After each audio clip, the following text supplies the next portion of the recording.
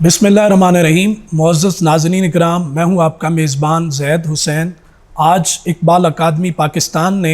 हुज़ूर सैयदी हज़रत अली हजवेरी रहमतुल्लाह अलैह के उर्स मुबारक की मुनासबत से इस खुसूसी प्रोग्राम का एहतमाम किया है। हमारे इस प्रोग्राम का मौजू सैयद अली हजवेरी और अल्लामा इकबाल है। इस मौजू पर गुफ्तगू करने के लिए हमारे दरमियान वतन अज़ीज़ पाकिस्तान के नामवर स्कॉलर्स हमारे दरमियान मौजूद हैं। मैं उनको खुश आमदीद कहता हूँ। हमारे इस प्रोग्राम के पहले मेहमान मुकर्रर मोहतरम जनाब प्रोफेसर नजमुद्दीन साहब हैं। आप गुज़श्ता 40 साल से शोबा दर्स व तदरीस से वाबस्ता हैं। तसव्वुफ़ और हज़रत अली हजवेरी रहमतुल्लाह अलैह की तालीमात पर वो गहरी नज़र और वसी मुताला रखते हैं। खुश आमदीद प्रोफेसर साहब। हमारे दूसरे मेहमान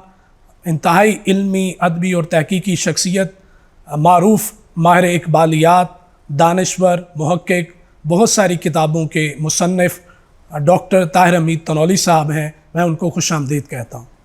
मुअज़्ज़ज़ नाज़रीन इकराम, हज़रत अली हजवेरी वो अज़ीम हस्ती हैं जिनकी बदौलत इस ज़ुल्मत कदाए दहर का हर गोशा मुनव्वर हुआ और इस्लाम की आफाकी और अबद आशना तालीमात से इस ख़िज़ा आबाद सरज़मीन को पयाम नो बहार मिला। और उन्हीं की बदौलत, उनके बेमिसाल किरदार और आला अखलाक की बदौलत इस ख़ित्ता कुफ़र में इस्लाम का परचम बुलंद हुआ। उन्होंने लोगों के जिस्मों को फ़तह करने की बजाय लोगों के दिलों को मुसख़्ख़र किया। यही वजह है कि 1000 साल गुज़र जाने के बाद भी लोग हज़रत अली हजवेरी से इंतहाई अक़ीदत और वालेहाना मोहब्बत रखते हैं। और उन अक़ीदतमंदों में अल्लामा इकबाल का भी शुमार होता है। अल्लामा इकबाल अपने कलाम में हज़रत सैयद हुजवेर को बहुत ही मोहब्बत के साथ खराज तहसीन पेश करते हैं। तो नाजरीन, बढ़ते हैं अपने मेहमान स्कॉलर्स की जानिब, गुफ्तगू का आगाज़ करते हैं। मैं सवाल करना चाहूँगा प्रोफेसर नजमुद्दीन साहब से कि प्रोफेसर साहब, हज़रत अली हजवेरी का तसव्वुफ़ और रूहानियत में क्या मुकाम है? बिस्मिल्लाहिर्रहमानिर्रहीम। सबसे पहले तो इस नहायत ही इल्मी रूहानी नशिस्त के अंदर शिरकत को मैं अपने लिए बायस सादत समझता हूँ, और इसके लिए आपकी तरफ से और जनाब डॉक्टर ताहिर हमीद तनौली साहब की तरफ से मदऊ किए जाने पर आप दोनों हज़रात का समीम क़ल्ब से शुक्रगुज़ार हूँ। और ये मौजू आज की हमारी नशिस्त का जो हज़रत अली बिन उस्मान अल हजवेरी सैयद हुजवेर के हवाले से ज़ेर बहस है, इंतहाई अहम मौजू है। और आज के दौर की एक बहुत बड़ी ज़रूरत है कि हम सैयद हुजवेर के किरदार, अखलाक, उनकी तालीमात, उससे अपने आप को आशना करें और फिर उससे फैज़ याब होकर अपने अखलाक व किरदार की तामीर व तश्कील के अंदर हज़ूर दाता गंज हज़रत अली बिन उस्मान हजवेरी रहमतुल्लाह ताला अलैह के उन फ़यूज़ात को अपने मन के अंदर भी समोएं और फिर आगे आपके फ़यूज़ात को जारी करने के लिए अपनी तरफ से कोशिशें करें। तसव्वुफ़ जिसके लिए हज़रत अली बिन उस्मान हजवेरी रहमतुल्लाह ताला अलैह ने ख़ुद इतनी आला पाए की किताब तसनीफ़ की है, जो तसव्वुफ़ के तमाम मौज़ूआत और तसव्वुफ़ के मफ़ाहीम को समझने के लिए नहायत शाफ़ी व काफ़ी है। तसव्वुफ़ इस चीज़ का नाम है कि इंसान अल्लाह तबारक व तआला की ज़ात का इरफ़ान हकीकी किस तरीके से हासिल कर सकता है। हदीस जिब्रील के मुताबिक जो उन्वान एहसान का वहाँ पर दिया गया, और एहसान का सवाल जब जिब्राइल अमीन ने किया तो हुज़ूर सरकार दो आलम रहमत आलम सल्लल्लाहु अलैहि वसल्लम ने उसके जवाब में जो ये इरशाद फरमाया कि अंताबुदल्लाह का अन्ना का तराहो फ़इल्लम तकुन तराहो फ़इन्नहु यराक, कि तू अल्लाह की इबादत इस तरीके से करे कि गोया तू अल्लाह को देख रहा है, और अगर तेरी कैफियत कल्बी कैफियत उस तरह की नहीं बन पा रही तो कम अज़ कम इतनी कैफियत तो ज़रूर होनी चाहिए कि तू ये समझे कि मेरा रब मुझे इबादत करते हुए देख रहा है। इसी को औलिया किराम ने तसव्वुफ़ का नाम दिया है। गोया हम ये कह सकते हैं कि एहसान का दूसरा नाम तसव्वुफ़ है। तसव्वुफ़ सिफ़ा से निकला है। सिफ़ा का मतलब होता है पाकीज़गी, तहारत। ये पाकीज़गी और तहारत अल्लाह तबारक व तआला ने अपने अंबिया कराम के ज़रिए से اپنی مخلوق میں سے اشرف المخلوقات انسان کے لیے لازمی قرار دی ہے، رکھی ہے، تاکہ انسان اپنے قلب کی صفائی کے ذریعے سے اللہ تبارک و تعالیٰ کی ذات کا عرفان حاصل کر سکے اور اس احسان کی منزل کو پا سکے جس کا ذکر حدیث پاک کے حوالے سے پہلے گزر چکا ہے۔ تصوف اس چیز کا نام ہے کہ انسان اپنی تعلیمات شریعت کی جو تعلیمات ہیں ان پر عمل کرتے کرتے ان کو اپنی عادت بنا لے، اپنی فطرت بنا لے، اور پھر حضور سرکار دو عالم صلی اللہ علیہ وآلہ وسلم کے کردار اور آپ کے اخلاق عالیہ کو اپنے اندر اس قدر سمو لے کہ پھر وہ حضور سرکار دو عالم صلی اللہ علیہ وآلہ وسلم کی ذات کا نمائندہ بن کر جو ہے وہ دنیا کے سامنے۔ زبردست۔ صفائے قلبی کس طرح حاصل ہوتی ہے، تصوف کس طریقے سے انسان کے اندر تبدیلی پیدا کرتا ہے، اس کے لیے ہمیں یہ بات جاننا ضروری ہے کہ علم ابتدا ہے، اور حضرت علی بن عثمان حجویری رحمۃ اللہ علیہ نے بھی ابتدا اپنی کتاب کی جو علم کے باب سے کی ہے، اس کے پس منظر میں بھی یہی حکمت کار فرما ہے کہ تصوف اس چیز کا نام نہیں ہے کہ آپ نے دعویٰ کر لیا یا آپ نے اپنی ظاہری بود و باش اس طرح کی کر لی جو صوفیاء کا طریقہ رہا ہے، اس چیز کا نام تصوف نہیں ہے، بلکہ تصوف اس چیز کا نام ہے کہ آپ علم کا حصول کر کے اس کے بعد اس رستے پر چلیں، شریعت کے رستے پر چلتے چلتے طریقت کی راہوں سے گزرتے ہوئے آپ معرفت کی وادیوں کے اندر چلے جائیں، یہ تصوف ہے۔ اس کو ہی حضرت داتا گنج بخش رحمۃ اللہ تعالیٰ علیہ نے اپنی تعلیمات کے ذریعے سے واضح کیا ہے۔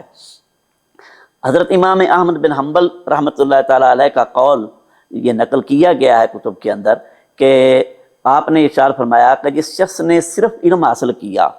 اور تصوف کی راہ کو اختیار نہ کیا یا تصوف سے آشنائی نہ اس نے حاصل کی تو وہ آدمی گمراہ ہے،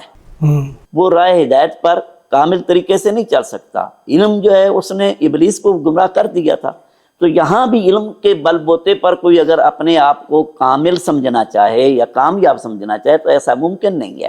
اس کے لیے تصوف کی راہ اختیار کرنی پڑے گی۔ اور ارشاد فرمایا کہ جس نے فقط تصوف کی راہ کو اختیار کیا، چلہ کشی کی، وہ مجاہدے اور ریاستیں کی اور بنیاد اس کے پاس علم کی نہیں ہے، وہ آدمی زندیق ہے، وہ دین سے نکلا ہوا ہے، اس کے پاس جو ہے وہ کچھ نہیں ہے، اس کا دعویٰ ہی ہے صرف اپنے اسلام کا، اپنی روحانیت کا یا تصوف کا۔ اور جس نے ان دونوں کو جمع کر لیا اس نے حقیقت کی راہ کو پا لیا ہے، اس نے تصوف کو پا لیا ہے۔ یہ ہے بنیاد تصوف کی۔ اس راستے پر چل کر صوفیاء کرام نے اپنے اپنے ادوار کے اندر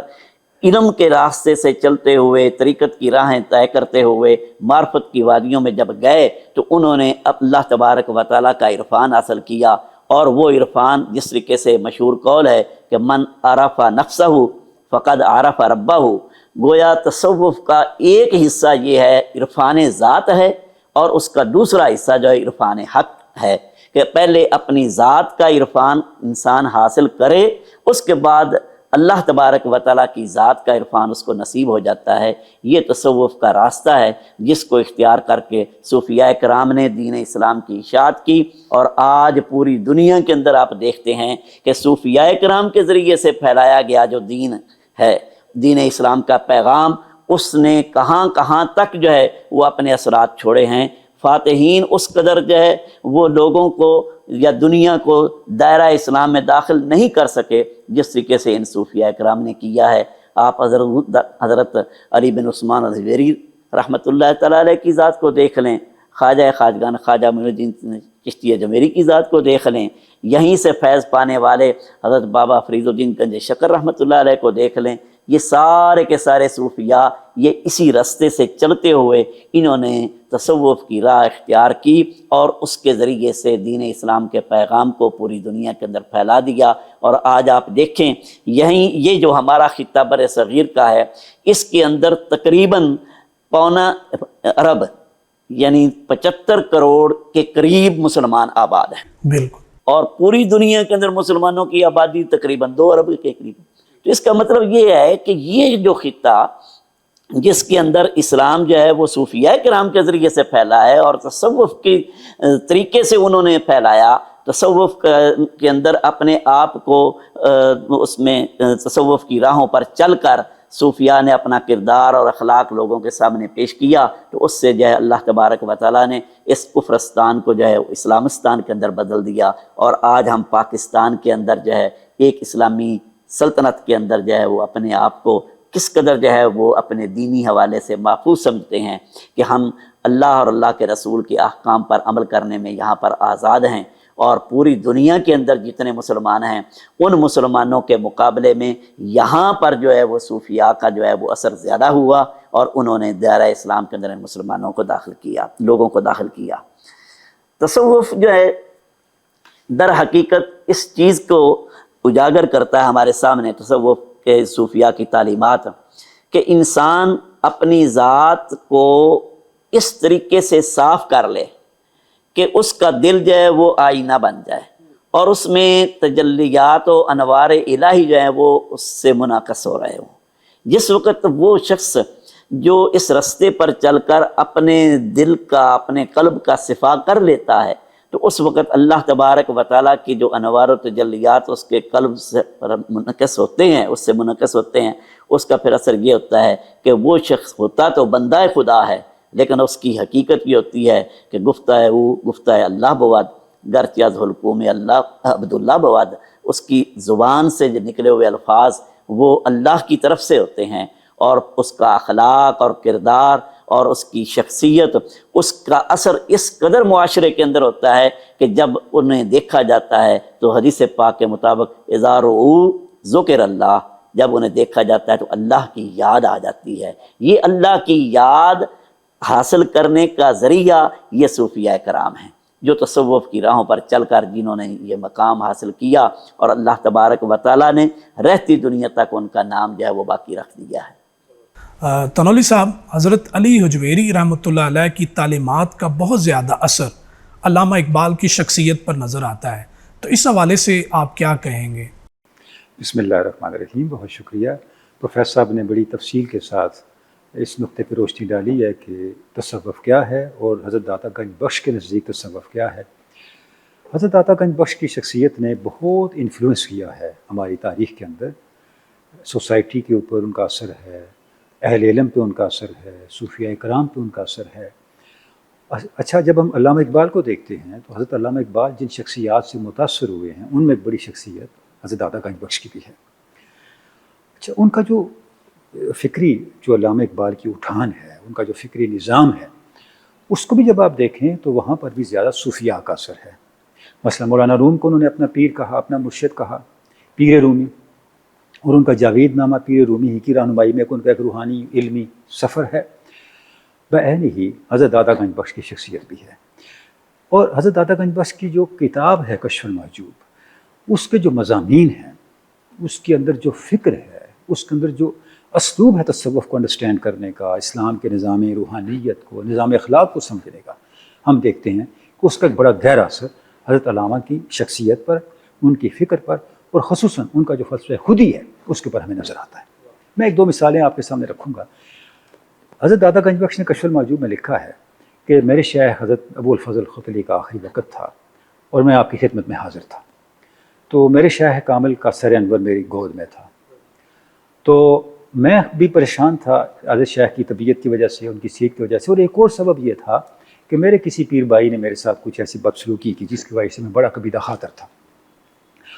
اور میں اس کے بارے میں سوچ رہا تھا. تو میرے شیخ کامل نے اپنی آنکھیں کھولی, مجھے دیکھا اور فرمایا, علی میں تمہیں ایک بات بتانے لگا ہوں, اگر تم اس بات کو پلے باندھ لو تو تمہیں زندگی بھر کبھی پریشانی نہیں ہوگی. واہ. وہ بات یہ ہے کہ اس دنیا میں جو کچھ ہو رہا ہے اللہ رب العزت کے حکم سے ہو رہا ہے. جب تمہیں اچھے حالات درپیش ہوں یا برے حالات درپیش ہوں, تم ان حالات کو نہ دیکھو, اس کے پیچھے اللہ کے امر کو دیکھو, اللہ کے امر پہ نگاہ رکھو اور پریشان نہ ہو. اچھا, حضرت داتا صاحب فرماتے ہیں کہ یہ میرے شیخ کامل کے آخری الفاظ تھے, اس کے بعد ان کا انتقال ہو گیا. اب یہ واقعہ ذرا ذہن میں رکھیں. اب علامہ نے جو لکھا زبور اعجم میں ایک شعر آپ کے سامنے پڑھتا ہوں. علامہ کہتے ہیں, پیر ما گفت جہاں بر روش محکم نیست, میرے پیر نے مجھے یہ کہا اب دیکھیں داتا صاحب کے الفاظ ہیں، میرے پیر نے مجھے یہ کہا، میرے پیر نے مجھے یہ کہا کہ یہ دنیا ایک روش پہ نہیں ہے، یہاں اچھے حالات بھی آتے ہیں، برے حالات بھی آتے ہیں، یہاں خزاں بھی ہے، بہار بھی ہے، گرمی بھی ہے، سردی بھی ہے، جہاں بر روش محکم نیست از خوش و ناخوش او قطع نظر باید کرد. یہاں اچھے حالات ہوں یا برے ہوں، ان پہ توجہ نہیں کرنا، ان سے دامن بچا کے آگے نکل جاؤ. یعنی اب دیکھیں لفظ بلفظ جو داتا حضور کا ایک بیان ہے، اس کو علامہ نے شعر میں پرو کے ہمارے سامنے ایک تعلیم کے طور پہ رکھ دیا. ابھی آپ نے جو اشعار پڑھے، جو ٹریبیوٹ پیش کیا حضرت علامہ نے داتا گنج بخش کو، ان کی عظمت کا اعتراف کیا، اگر آپ اس پوری نظم کو پڑھیں تو ہم دیکھتے ہیں کہ کس طرح حضرت علامہ نے داتا گنج بخش کی فکر کو سمجھا، اسے جذب کیا، اسے اپنی شخصیت کا اور اپنا جو ان کا فکری نظام ہے اس کا حصہ بنایا. علامہ لکھتے ہیں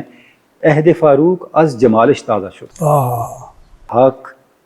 ز حرف او بلند آوازہ شد. کہ جو شخصیت ہے، جو شان جمال ہے داتا گنج بخش کی، اس سے حضرت فاروق اعظم کا زمانہ یہاں تازہ ہو گیا. اچھا اب آپ دیکھیں حضرت فاروق تو جو ہیں وہ تو حق اور باطل میں امتیاز کرنے والے ہیں اور سراپا جلال ہیں. علامہ کہہ رہے ہیں داتا گنج بخش کے جمال سے وہ تازہ ہوا. یہ کیا ہوا؟ داتا گنج بخش نے اپنے حسن خلق سے، اپنے کردار کی طاقت سے یہاں حق اور باطل کو الگ الگ کر کے دکھا دیا. اور ان کا جو حرف ہے، حق سے حرف ہو، جو تحریر وہ چھوڑ کے گئے ہیں، اس سے یہاں پہ حق کی آواز بلند ہوئی. یعنی کشف المحجوب نے یہاں پہ ایک ایسی فضا قائم کی، ایک ایسی روشنی پھیلائی جس جو اسلام کا نظام روحانیت ہے، اسلام کا جو نظام اخلاق ہے، وہ عام ہوا. اچھا اب جو داتا گنج بخش کی شخصیت ہے، اگر ہم اسلام کے تمام روحانی شخصیات میں دیکھیں، حضرت داتا گنج بخش کی شخصیت کا ایک حسن ہے،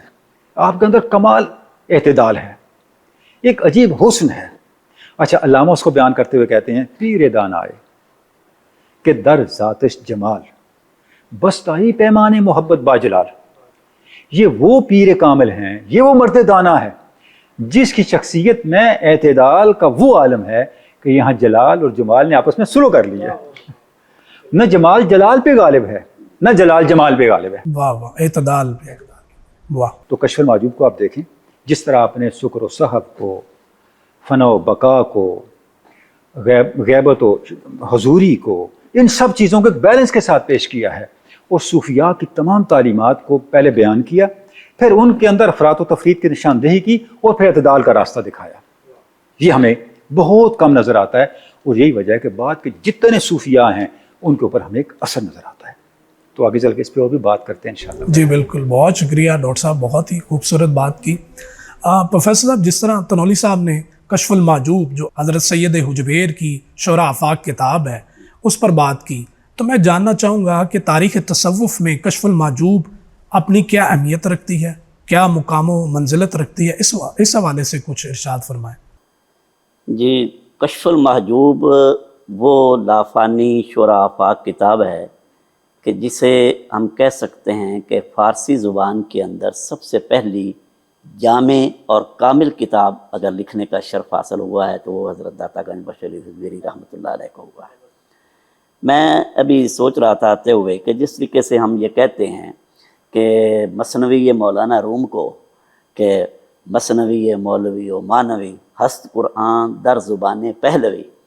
تو انہوں نے اگر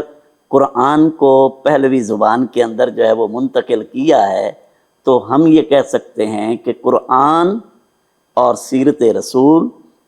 صوفیاء کرام کا کردار اور اخلاق، اور جتنے بھی مشائخ کا ذکر حضرت داتا گنج بخش رحمۃ اللہ علیہ نے کیا ہے، تو یہ گویا کہ آپ کو اعزاز حاصل ہے کہ سب سے پہلے آپ نے ان تمام کو اپنی کتاب کے اندر سمو دیا ہے. اگرچہ اس سے پہلے بھی تصوف کی بہت اہم کتابیں جو ہیں وہ تصنیف ہو چکی تھیں، جس میں کتاب اللمعہ ہے، حضرت الرسالۃ القشیریہ ہے، جس کا ذکر بارہا حضرت داتا گنج بخش رحمۃ اللہ علیہ نے اپنی کتاب کے اندر کیا ہے. انہیں اپنا استاد قرار دیتے ہیں حضرت ابو القاسم القشیری رحمۃ اللہ علیہ کو. تو لیکن وہ کتابیں عربی زبان کے اندر تھیں. فارسی زبان کے اندر یہ وہ نایاب، یہ لازوال کتاب ہے، یہ وہ بے مثال کتاب ہے کہ اس کی نظیر آج تک جو ہے وہ دنیا کے اندر کوئی اور پیش نہیں کر سکا. یہ رہتی دنیا تک بے نظیر اور بے مثال رہے گی. تصوف کی یہ کتاب ایک طرح کا ایک نصاب ہے جو قرآن پاک کی تعلیمات، سیرت رسول کریم صلی اللہ علیہ وآلہ وسلم اور اولیاء کرام اور علماء کرام، ان کے احوال اور ان کے اقوال سے اخذ کیا گیا ایک گلدستہ ہے جو حضور داتا گنج بخش رحمۃ اللہ تعالیٰ علیہ نے اپنی اس کتاب کے اندر پیش کر دیا. پھر آپ کی اس کتاب کی تصنیف کا معیار دیکھیں کہ اس وقت جیسا کہ آپ نے خود اس میں بیان کیا ہے کہ آپ کے پاس کتب خانہ نہیں تھا. یہاں پر کتب خانہ آپ کا پیچھے غزنی کے اندر ہی رہ گیا تھا. یہاں پر آپ نے بغیر کتابوں کے دیکھے ہوئے اتنی آپ کی ذہانت اور آپ کی یادداشت اور آپ کے روحانی اس کے اندر عبور آپ سمجھیں کہ آپ نے تمام احوال جو ہیں وہ صوفیاء کرام کے جو آپ سے پہلے گزر چکے، ان کے، علماء کے، ائمہ اہل بیت کے، وہ اس انداز سے لکھے ہیں کہ اگر آپ ان کو بعد میں باقاعدہ مستند کتابوں کے اندر دیکھیں گے جو حوالہ جاتی کتابیں ہیں تو آپ کو ملے گا کہ داتا گنج بخش رحمۃ اللہ تعالیٰ علیہ نے بعین ہی وہ درست طریقے سے ان کو کوٹ کیا ہے جس طریقے سے ان کتابوں کے اندر ان کی ذکر کیا گیا ہے. کشف المحجوب اپنے زمانے کے اندر ہی حضرت داتا گنج بخش رحمۃ اللہ علیہ نے یہ کسی کے سوال کے جواب میں لکھی تھی. تو اس سوال کا جواب آپ سمجھیں کہ جواب اتنا شافی کافی اور وافی آپ نے دے دیا ہے کہ اس کے بعد تصوف کے حوالے سے معلومات لینے کے لیے اس کتاب سے جامع کوئی کتاب آپ کے سامنے نہیں آ سکتی. پھر اس کا مقام آپ کے زمانے سے لے کر اولیاء کرام کے لیے ایک نصاب کی حیثیت رکھتا ہے. حضرت خواجہ نظام الدین اولیاء رحمۃ اللہ علیہ نے ایسے تو نہیں کہہ دیا تھا کہ یہ کتاب جو ہے اگر کسی شخص کو پیر نہیں ملتا، اس کو تلاش ہے مرشد کی، تو اس کتاب کی طرف آ جائے. یہ جو ہے کتاب، اس کا مطالعہ اس کو یا تو مرشد کامل کی تلاش کے اندر آسانی پیدا کر کے مرشد کامل تک پہنچا دے گی، واہ واہ، یا یہ ہے کہ یہ خود ہی اس کے لیے جو ہے یہ مرشد کا کام دے گی. پھر یہ وہی نظام الدین اولیاء ہیں جن کے بارے میں اقبال نے کہا ہے مسیح و خضر سے اونچا مقام تیرا. ماشاء اللہ. تو دیکھیں وہ اس کتاب کو کس قدر اہمیت دیتے ہیں.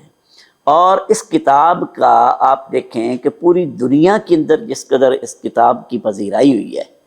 جدید دور کے اندر بھی مختلف زبانوں کے اندر اس کے تراجم ہوئے. آپ دیکھیں کہ ہمارے اس پاکستان کے اندر اردو زبان کے اندر جو ہے وہ ڈاکٹر طاہر رضا بخاری کے بقول تقریباً 30 جو ہے وہ ترجمے آپ کی کشف المحجوب کے جو ہے وہ شائع ہو چکے ہیں مختلف زبانوں میں بھی. 30 صرف اردو زبان کے اندر، باقی زبانوں کے اندر علیحدہ ہیں، جرمن کے اندر، انگلش کے اندر، فرانسیسی کے اندر، وہ سارے علیحدہ ہیں. صرف اردو زبان کے اندر اس کے جو ہے وہ 30 تراجم جو ہے وہ مارکیٹ میں موجود ہیں.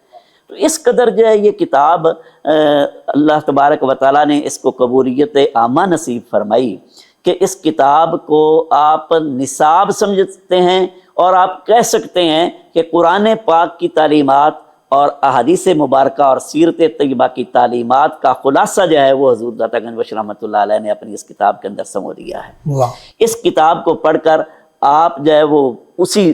جیسا کہ میں نے پہلے ذکر کیا کہ آپ اس منزل تک پہنچ سکتے ہیں جو صوفیاء کی منزل ہے. اس کے اندر آپ کو علم کے حوالے سے بھی ملے گا، اخلاق کے حوالے سے بھی ملے گا. اور اخلاق کے بارے میں یہ میں بات عرض کرتا چلوں کہ امام محمد باقر رحمۃ اللہ علیہ، ان کا قول جو ہے وہ حضرت داتا گنج بخش رحمۃ اللہ علیہ نے نقل کیا ہے کہ تصوف جو ہے وہ نام ہے خلق کا، یعنی ایک لفظ کے اندر انہوں نے تصوف کو سمو دیا ہے. تو خلق جو ہے، اعلیٰ اخلاق جو ہیں، یہی تو حضور سرکار دو عالم صلی اللہ علیہ وآلہ وسلم کا ترہ امتیاز، آپ کی پہچان، اور آپ کو اللہ تبارک و تعالیٰ نے انک لعلی خلق عظیم جو فرمایا تھا آپ کے بارے میں، تو وہ اخلاق عالیہ ہی تھے کہ جن کی بدولت حضور سرکار دو عالم صلی اللہ علیہ وآلہ وسلم نے اپنے کردار کو جو ہے وہ لوگوں کے سامنے پیش کیا اور لوگوں کو اسلام کی اور دین حق کی دعوت دی. اسی طریقے سے صوفیاء کرام نے بھی اس خلق کے ذریعے سے ہی اخلاق عالیہ کے ذریعے سے ہی لوگوں کو متاثر کیا ہے۔ یہ اخلاق کریمانہ ہی تھے جو حضور سرکار دو عالم صلی اللہ علیہ وسلم کی سیرت سے فیض یاب ہو کر ان اولیاء کرام نے ان کے ذریعے سے جو ہے وہ اسلام کے پیغام کو دنیا کے اندر پھیلایا ہے۔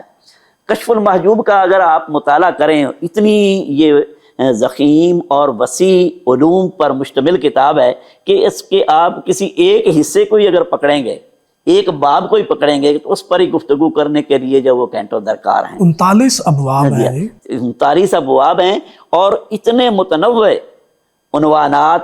اتنی جو ہے وہ مختلف اس کے اندر جو ہے وہ علوم، ان کا ایک سمندر جو ہے وہ آپ نے اس کے اندر جو ہے وہ سمو دیا ہے۔ تو یہ داتا گنج بخش رحمۃ اللہ علیہ کی ذات کا کمال ہے، اور یہ ہم کہہ سکتے ہیں کہ یہ صرف علمی کمال نہیں، اس کے پیچھے وہ روحانی کمال ہے کہ جس کی بنا پر آپ نے بغیر کتابوں کے موجود ہوتے ہوئے اس طرح اس پایا کی کتاب جو ہے وہ تصنیف فرما دی۔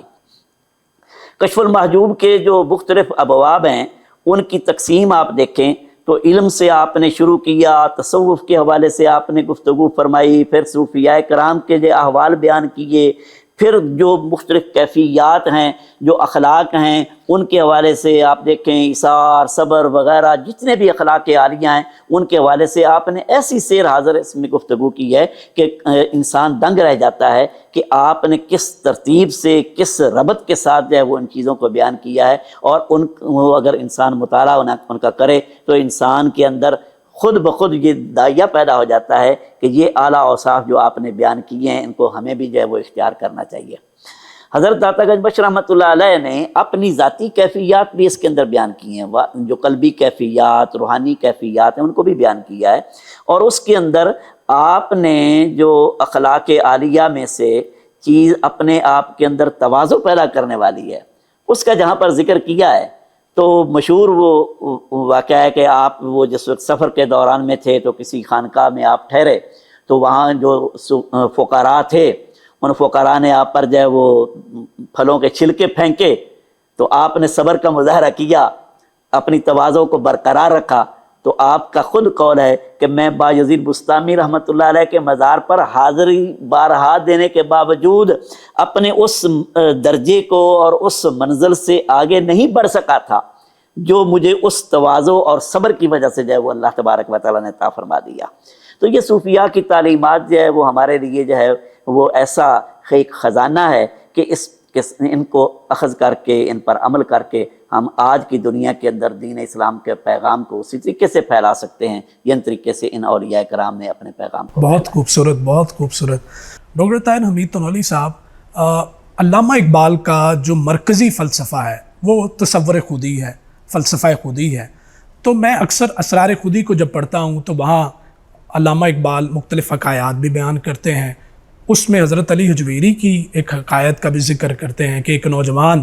جو ہے وہ مرو سے حضرت علی حجویری کی بارگاہ میں حاضر ہوتا ہے تو وہ ان سے رہنمائی چاہتا ہے۔ اس ساری حکایت کو حضرت علامہ اقبال نے بیان کی ہیں۔ تو کیا آپ ہماری رہنمائی کر سکتے ہیں کہ حضرت علامہ اقبال نے فلسفہ خودی کو ترتیب دیتے ہوئے کیا ان کے پیش نظر حضرت داتا صاحب کی تعلیمات تھیں؟ جی ہاں بالکل، جیسے بھی آپ نے ایک ریفرنس بھی دے دیا علامہ کی شاعری سے، جب ہم دیکھتے ہیں علامہ کی فکر کو، علامہ کے تصور خودی کو، تو جو بنیادی اس کی اندر جو مفاہیم ہیں، علامہ اقبال نے وہ مفاہیم صوفیاء سے ہی اخذ کیے ہیں۔ خود حضرت علامہ نے اس کی وضاحت بھی کر رکھی ہے، نکلسن کے نام ایک خط میں بھی علامہ نے لکھا کہ میں نے جو فلسفہ خودی پیش کیا ہے یا انسان کامل کا تصور پیش کیا ہے، اس کا اوریجن مغربی مفکرین نہیں ہے، نیٹشے نہیں ہے، اس کا اوریجن مسلم صوفیاء ہیں۔ شنیدہ ماں چیز پاکان امت ترا بانداز رندانہ گفتم، جیسے علامہ نے ایک اور جگہ کہا، میں نے جو کچھ تمہیں کہا ہے، تمہارے سامنے میسج رکھا ہے، پیغام رکھا ہے، یہ وہی ہے جو میں نے اس امت کے پاک لوگوں سے سنا ہے، بس ایک نئے انداز سے تیرے سامنے وہ بات کر دی تاکہ تجھے سمجھ آ جائے۔ ان پاک لوگوں میں علی حجویری بھی شامل ہیں۔ اچھا، جب ہم کشف المحجوب کو دیکھتے ہیں تو کشف المحجوب کے مفاہیم، تعلیمات ہمیں علامہ اقبال کے نظام فکر کے اندر، اور جو ان کی بنیادی ہمیں ایک پیٹرن نظر آتا ہے انسان کامل کی تشکیل کا، اس میں وہ ساری چیزیں نظر آتی ہیں۔ اس میں فلسفہ خودی بھی ہے اور کردار سازی بھی ہے۔ ایک بڑا بنیادی تھیم ہے عشق رسول، جس کے بغیر حضرت علامہ کے پیغام کی اور ان کی فکر کی بات مکمل نہیں ہو سکتی۔ اب دیکھیں حضرت داتا گنج بخش فرماتے ہیں کہ حضرت باجد بستامی نے کسی ولی کا تذکرہ سنا اور انہوں نے فیصلہ کیا کہ ان سے ملنے کے لیے جاتے ہیں، تو وہ ملنے کے لیے پہنچ گئے۔ جب پہنچے تو وہ صاحب جو تھے وہ مسجد میں تھے، تو جیسے ہی حضرت باجد بستامی پہنچے تو ان صاحب نے، جن کے بارے میں صاحب ولایت ہونے کی شہرت تھی، انہوں نے مسجد کے اندر تھوک دیا۔ تو حضرت باجد بستامی نے بغیر ان سے مصافحہ کیے ان سے ملے واپس آ گئے۔ جب ان کے وابستگان نے پوچھا حضرت یہ آپ نے کیا کیا، اتنا سفر کر کے آئے؟ تو انہوں نے کہا جس کو بارگاہ خداوند کے ادب کا لحاظ نہیں ہے وہ ولی نہیں ہو سکتا۔ اچھا اب آپ دیکھیں حضرت علامہ کیا کہتے ہیں، کامل بستان در تقلید فرد اجتناب از خوردن خربوزہ کر۔ واہ واہ واہ، خربوزہ۔ بستان کے مرد کامل حضرت باجد بستامی حضور کی اطاعت کے اندر اتنے مقام فردیت پہ ہیں، اتنے کامل ہیں، اتنے بے نظیر ہیں کہ ان کے سامنے معمولات، عام معمولات بھی آ جائیں تو حضور کی اطاعت کو نظر انداز نہیں کرتے۔ کھانے پینے تک کے معمولات کو ترک کر دیتے ہیں اگر اس میں انہیں یقین نہ ہو کیا میں یہ سب کچھ حضور کی اطاعت میں کر رہا ہوں یا نہیں کر رہا۔ یعنی آپ تصور کریں حضرت باجد بستامی ہی کی نسبت سے حضور کی اتباع کو اور حضور کی اطاعت کو اور حضور کی وابستگی کو، حضور کی غلامی کو کس انداز سے علامہ نے ایک اور رنگ کے ساتھ ہمارے سامنے پیش کر دیا ہے۔ جو بات آپ نے کی، جو حقائق آپ نے جس حقائق کا ذکر کیا کہ جب وہ نوجوان مرو سے آیا حضرت داتا گنج بخش کے پاس اور کہا جی میں بہت پریشان ہوں، ساری فیملی، سارا قبیلہ میرے خلاف ہو گیا، میرے لیے کوئی جائے پناہ نہیں ہے، مجھے بتائیں میں کیا کروں۔ اب جو داتا صاحب جواب دیتے ہیں، علامہ کہتے ہیں کہ حضرت داتا گنج بخش نے سے کہا کہ تمہارے دشمن بہت ہو گئے، تم تو بڑے خوش نصیب ہو۔ اس نے کہا جی یہ کیسے؟ فرمایا ہر کے دان آئے مقامات خودی است، فضل حق داند دشمن اگر قوی است۔ اگر اس کا دشمن طاقتور ہے وہ دشمن کے زیادہ ہونے کو اور دشمن کے قوی ہونے کو اللہ کا فضل سمجھے گا اگر اسے خودی کے مقامات کا پتہ ہے۔ واہ واہ، کیونکہ علامہ کے نزدیک خودی آویزش سے،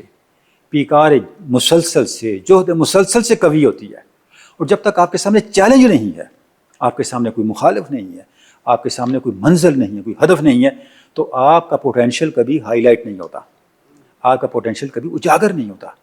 آپ کے اندر جو اللہ رب العزت نے اوصاف رکھے ہیں، جو صلاحیتیں رکھی ہیں، وہ کبھی نکھر کے سامنے نہیں آتی۔